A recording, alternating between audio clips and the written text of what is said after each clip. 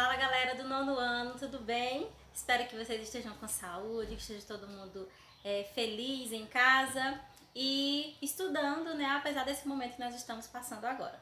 Bem, hoje na aula de literatura nós vamos continuar estudando o conto africano, que é do capítulo 19, que nós começamos na aula anterior, certo? Então, como eu coloquei aqui para vocês, a nossa aula hoje se baseia na literatura africana e hoje eu vou fazer menção a algumas questões que nós temos no nosso material, tá? Analisar algumas, explicar, para que quando vocês forem responder, já estejam aí com um embasamento melhor para conseguir responder tranquilamente, beleza? Então vamos lá. Muito bem. Esses exercícios são dessas páginas aqui. Então, por exemplo, na primeira questão, vocês vão fazer o resumo do conto e lá pede para que vocês façam o resumo dos fatos superficiais, ou seja, sem muito aprofundamento.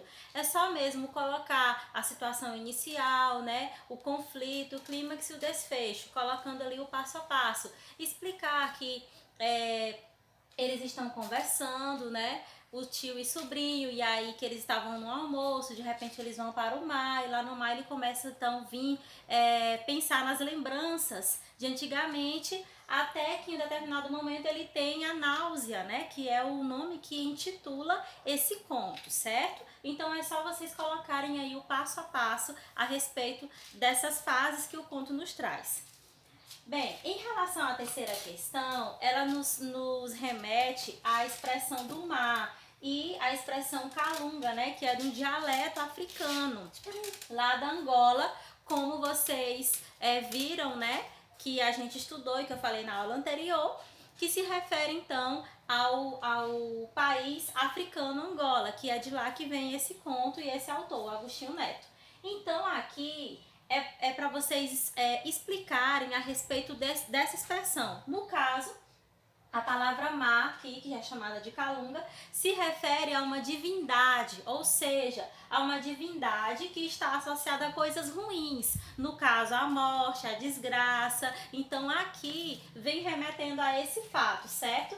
Que nesse caso a gente consegue compreender o porquê disso mediante a análise histórica que nós fizemos, né, na última aula, e que vocês perceberam também com o decorrer do conto, porque para ele o mar traz desgraças porque foi do mar que vieram os navegadores, os portugueses, que ocasionaram aí várias guerras, né, vários conflitos, tudo isso trazendo muitas coisas ruins, como a questão dos africanos serem escravizados, né? E todos os processos que foram acontecendo para que pegassem as riquezas de lá, levassem para Portugal, enfim, a gente sabe que foi muito sofrimento, a história nos conta isso. Então, por isso que o mar é a fonte da desgraça, porque trouxe os portugueses e acabou aí trazendo muitos séculos de sofrimento, como nós vimos na aula anterior, certo?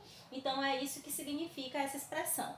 Por conta disso, nessa atividade também vocês estão vendo a ideia da personificação, que é a figura de linguagem que a gente atribui características de seres humanos a seres não humanos, né? A qualquer ser inanimado. Então, nesse caso, é exatamente isso que acontece com o mar. Ele recebe aí a responsabilidade, ele é culpado das desgraças, como se ele tivesse feito aí tudo isso. Mas é exatamente uma figura linguística, né? Trazendo aí essa ideia da personificação, ok? Muito bem. Na quarta questão, vocês vão estudar, vão compreender a respeito dessas causas da náusea, que no caso lá remete à visão e o cheiro do mar. E por conta do exagero do almoço, né, que ele comeu demais e aí acabou então tendo essa náusea, que é o nome que intitula o conto. Porém, não paramos por aí. O que acontece? Nessa questão, vocês vão entender a respeito da catarse, que lá no livro tem o conceito, eu coloquei aqui pra gente também. Acompanhe aqui comigo. Purificação, purgação, alívio. Na religião, no caso, medicina e filosofia, quer dizer libertação. expulsão do que é estranho. E na psicologia, significa a libertação de emoções ou tensões reprimidas, certo? Então, parem e pensem aí, porque eu não vou dar a resposta, né? Mas só vou direcionar vocês. O que é que tem a ver, o que relação que a gente pode fazer com essa ideia da catarse, com o conceito aqui que é colocado da psicologia, que é a libertação de emoções ou tensões reprimidas, com o final do conto, com o título do conto, com o que acontece nessa história, certo? Então pensem aí e vejam se consigam fazer essa junção entre essa ideia da cartaz, que traz aqui um significado no sentido mesmo figurado, tá? Para vocês compreenderem essa análise psicológica aí que acaba sendo colocada nesse conto também, tá bom? Em relação à náusea, o nome do título e o que acontece lá no final, certo? Ok. Gente, então continuando esse exercício desse capítulo, nós temos aí menção a outro escritor africano, que é o Mia Couto, certo? Então, quem é esse cara? Vamos ler aqui? Um expoente da literatura africana, Mia Couto nasceu na Beira, em Moçambique, que é outro país que fala a língua portuguesa, né? Como nós vimos lá no mapa, em 1955. E ele é biólogo por formação. É escritor moçambicano e ele foi traduzido aí para muitos países, certo? E as suas obras foram publicadas em 24 países. Então a gente tem aqui o romance Terra Sonâmbula, que é dele, do Mia Couto, que é um dos romances mais famosos, uma das obras mais famosas dele, tá? E eu coloquei aqui a sinopse para vocês porque na atividade que vocês estão fazendo aí do rumo ao ensino médio, tem menção ao Mia Couto, ok? Muidinga é um menino que sofreu amnésia e tinha a esperança de encontrar seus pais. Tuari é um velho sábio que tenta resgatar toda a história do menino, lhe ensinando novamente tudo sobre o mundo. E aí, nesse processo, eles estão fugindo dos conflitos da guerra civil em Moçambique. Portanto, essa obra também vai se referir às guerras civis que aconteceram nos países africanos que foram colônia de Portugal, ok? Aí eu coloquei aqui para vocês uma questão da PUC que tem nos exercícios para a gente analisar junto, tá? Então vamos lá, olha só. Eu tenho aqui o texto 1, que é de um poeta angolano também, ok? Tá aqui a referência. Portugal colonial, acompanhem comigo. Nada te devo, nem o sítio onde nasci, nem a morte que depois comi, nem a vida repartida pelos cães, nem a notícia curta a dizer-te que morri. Nada te devo, Portugal colonial, cicatriz, doutra pele apertada.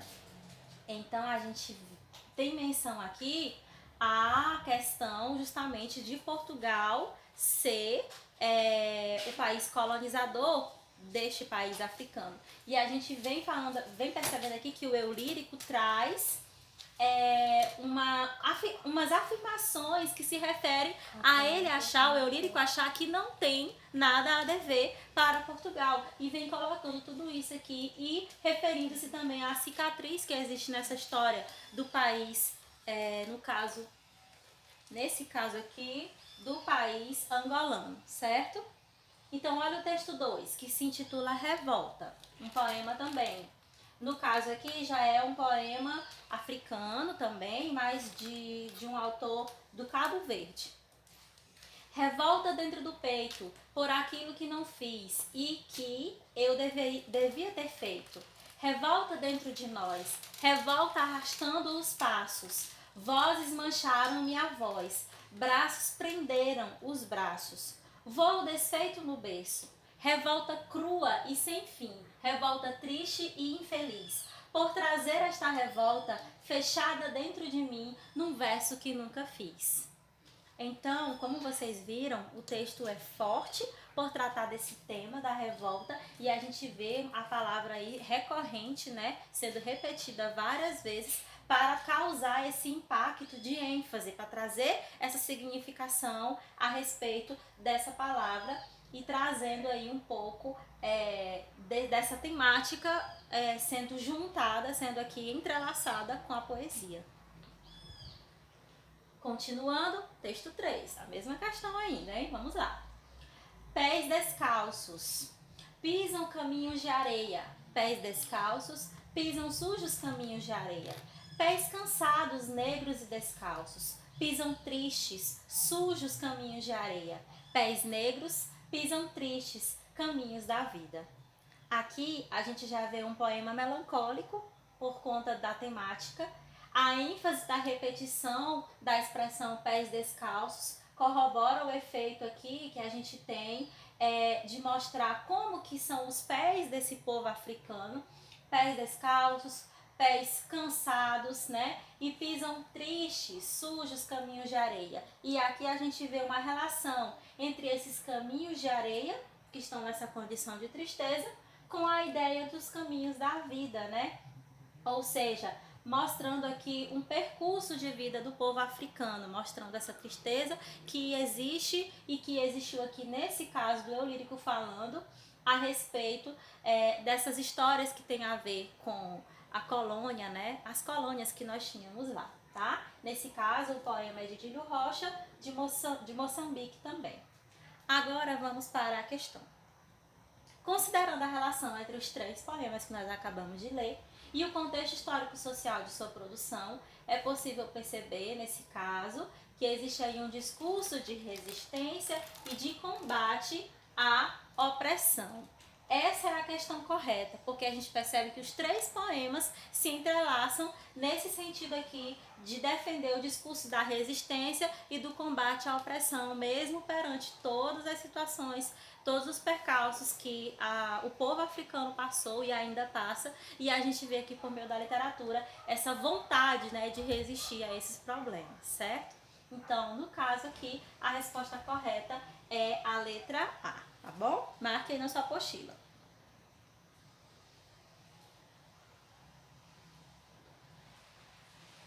Muito bem. Então, gente, para finalizar essa reflexão aqui desses exercícios, eu coloquei aqui uma frase que se remete justamente ao porquê que a gente tem que estudar tudo isso, né? Pra quê que a gente tem que conhecer a literatura africana, que a gente tem que entender um pouquinho de que eles falavam. Então eu coloquei aqui que é uma reflexão que também traz em uma das questões dos exercícios de vocês, para que nós possamos compreender esse mundo aí, o porquê que nós aqui no Brasil precisamos estudar a literatura africana. Observem aqui comigo. Não se trata, portanto, do resgate ingênuo do passado, nem do seu cultivo nostálgico, mas de procurar perceber o próprio rosto cultural brasileiro. Portanto, para que a gente estuda a literatura africana? Por que a gente tem que ler alguma coisa deles para que nós possamos aí conhecer as histórias que eles escreveram? Será que é só para conhecer essas histórias? Como esse texto acabou de nos mencionar, é para poder a gente entender também o nosso próprio rosto cultural, porque nós somos a África, o Brasil é o reflexo da África, somos um povo negro, um povo que é mestiço, um povo que tem aí essas raízes, né, de lá da África, e para isso a gente precisa também compreender a literatura africana, porque é nossa literatura, e além de ser enriquecedor para o aspecto cultural, para o aspecto histórico e para o nosso crescimento e também para a nossa possibilidade de saber criticar a sociedade que está em nossa volta e sempre perceber o que é necessário para nós fazermos enquanto cidadãos e pessoas que precisam aí lutar para diminuir as dificuldades e os problemas raciais que ainda existem na nossa sociedade, tá bom? Então, leiam mais poemas da literatura africana, tem vários na internet, comprem livros se vocês quiserem. Aqui é só um recorte que nós temos no nosso material para a gente conhecer esse universo. Um abraço, fiquem com Deus, que Deus cuide da saúde de você e da sua família. Tchau, tchau.